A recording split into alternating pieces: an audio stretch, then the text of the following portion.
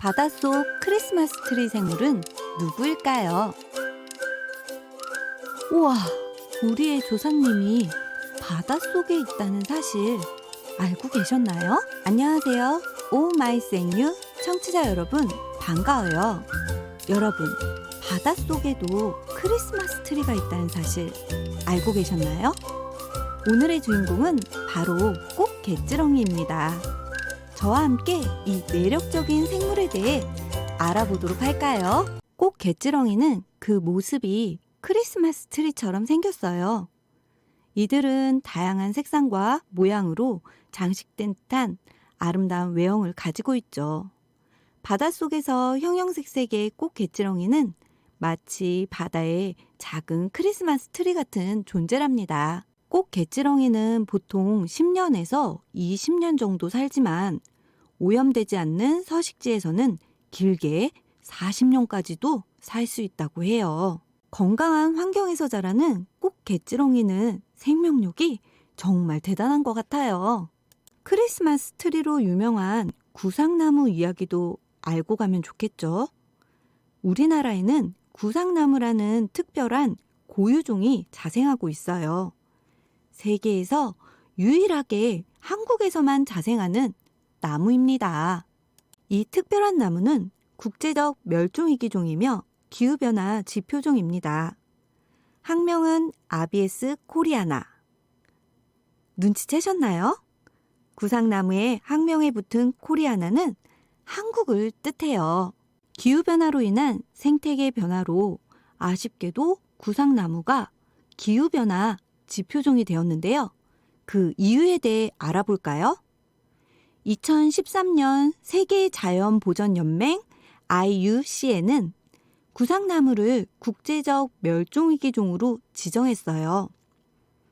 남한 최대 규모의 바늘잎 나무 군락지인 한라산과 지리산에서 구상나무가 90%나 말라 죽었습니다.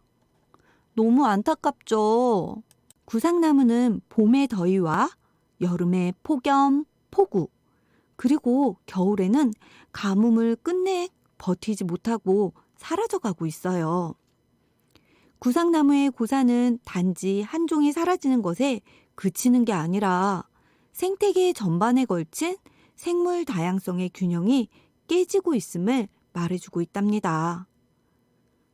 서로 연결되어 있는 자연의 질서를 잘 지키기 위해 우리 모두 기후변화에 관심을 갖기 위해 꼭 한번 노력해봐요. 구상나무를 우리가 꼭 기억해야 하는 사실에 대해 알려드릴게요. 구상나무는 1900년대 초 제주에서 선교활동을 하던 프랑스 신부 위르뱅 포리에 의해 발견되었어요. 그리고 1920년에는 영국 식물학자 어니스트 윌슨 박사가 학계에 보고하면서 전 세계에 알려지게 되었답니다. 이후 구상나무는 품종 개량을 통해 전 세계에서 크리스마스 트리로 가장 많이 쓰이는 나무가 되었어요. 그럼 여기서 생물 주권에 대해 자세히 이야기 나눠봐야 할 것 같은데요. 한국은 구상나무의 원산지 국가로서 생물 주권을 가지고 있지만 사실 미국의 특허 때문에 실제로는 사용하기가 어려워졌어요. 개량된 구상나무 품종에 대한 특허권이 미국에 있는 상황이기 때문이죠. 미국이 이 품종의 상업적 사용을 통제할 수 있게 되는 거예요. 오히려 한국은 역수입을 하고 있는 사실 너무 안타깝죠. 크리스마스가 다가오면 이 아름다운 나무가 전 세계적으로 더 많은 사랑을 받고 있지만 안타까운 사연도 같이 기억해 주시면 좋겠습니다. 오늘의 이야기가 여러분에게 꼭 도움이 되었길 바래요. 멸종위기 야생생물을 처음 지정한 날 알고 계시나요?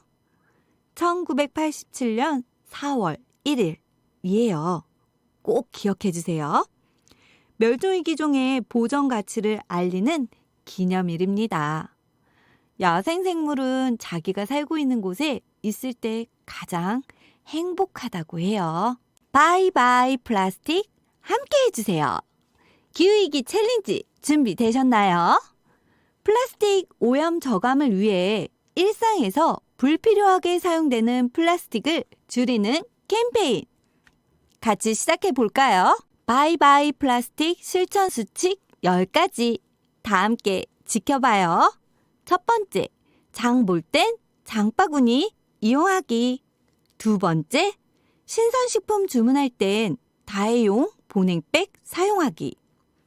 세 번째, 물티슈, 플라스틱, 빨대 사용을 줄여보면 좋을 것 같아요.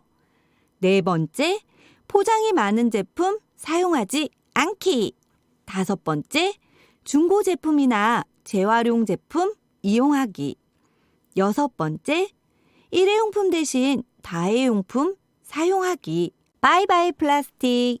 일곱 번째, 배달 주문할 때 안 쓰는 플라스틱은 받지 않죠. 여덟 번째, 불필요한 비닐 쓰지 않기. 아홉 번째, 포장 없는 리필 가게 이용하기. 열 번째, 내가 쓴 제품은 분리배출까지 꼭 책임지기.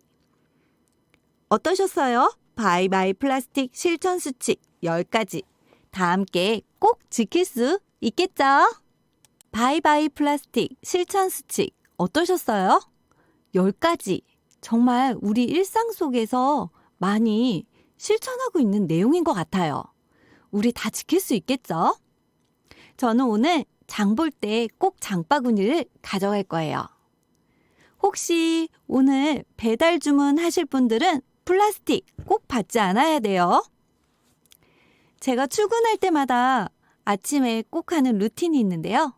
바로 텀블러에다가 커피를 담아가는 일입니다.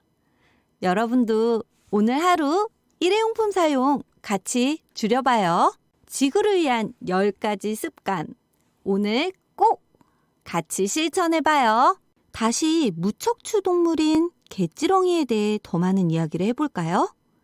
개찌렁이는 환영 동물문에 속하며 전 세계적으로는 10,000종 이상이 발견되고 있어요. 우리나라에는 약 400여 종이 살고 있는데요. 이들은 해안가의 모래나 진흙 속에 살며 몸이 길고 부드러워요. 주로 먹이를 필터링하면서 살아가는데요. 환영동물문, 좀 낯설죠? 쉽게 풀이하면 고리 모양이 이어진 여러 마디로 이루어졌다고 생각하면 돼요. 우리가 알고 있는 지렁이도 환영동물에 속하죠. 개지렁이는 약 4억 5천만 년 전부터 지구에 존재해온 생물이에요. 그 중에서 우리나라에서 가장 큰 개지렁이는 왕털 개지렁이입니다. 오, 이름 정말 재밌죠? 왕털 개지렁이는 턱을 이용해 물고기까지 사냥을 할 수 있는 독특한 능력을 가지고 있어요. 게다가 이들은 눈이 없지만 5개의 안테나를 통해 주변을 탐색한답니다. 정말 신기하죠?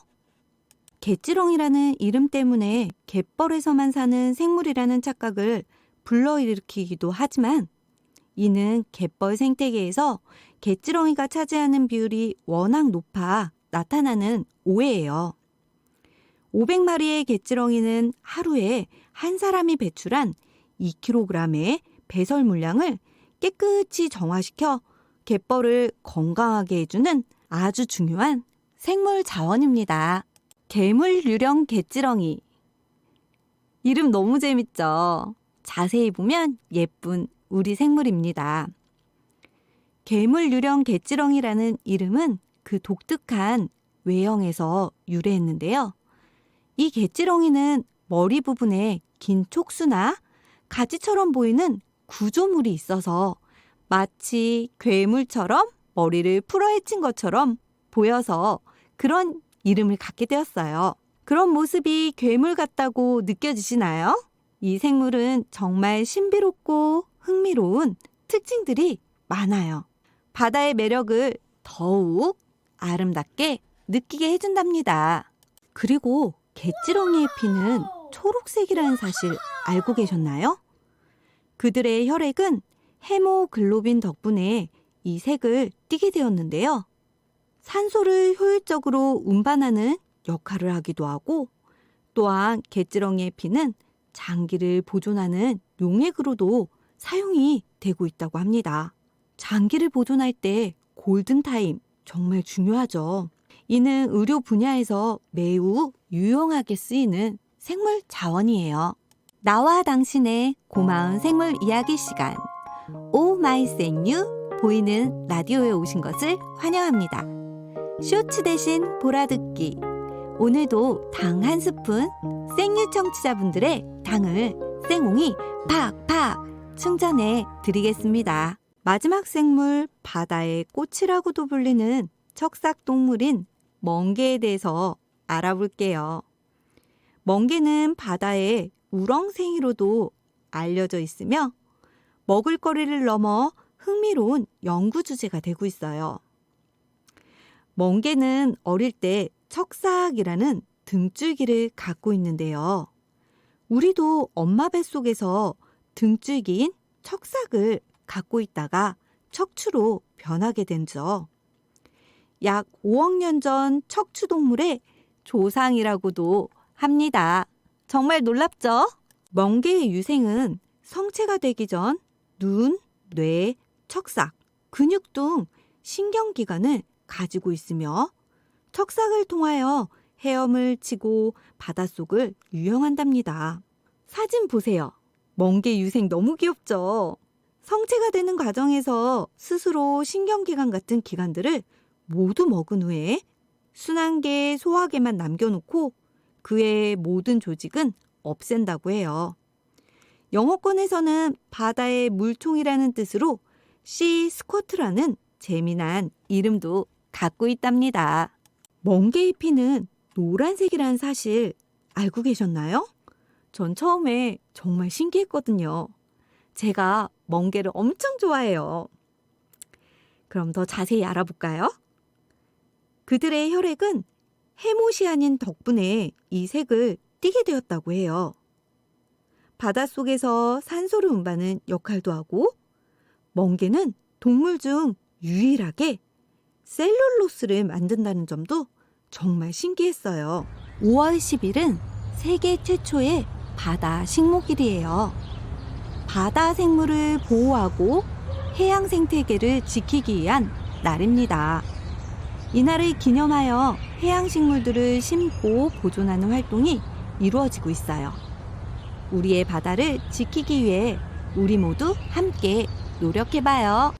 이렇게 바닷속에 꽃게지렁이, 구상나무, 멍게는 각각의 생태계에서 중요한 역할을 하고 있어요. 또 다양한 바닷속의 생물들을 찾아보실 수 있겠죠? 크리스마스를 기다리며 따뜻한 연말을 준비하는 지금 바닷속의 크리스마스 트리와 같은 생물들을 생각해보며 소중한 자연을 지키는 마음도 함께 가져보면 좋겠습니다.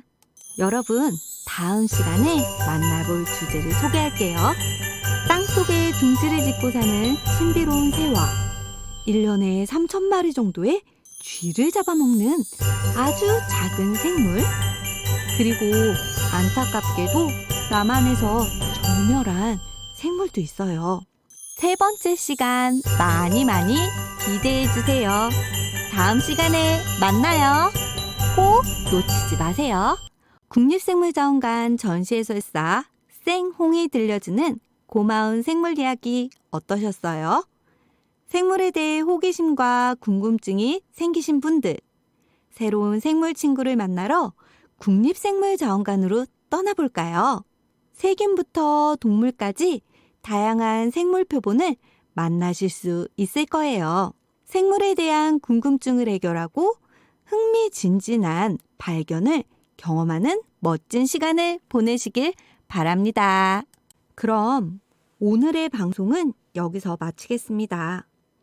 여러분, 환절기 감기 조심하세요.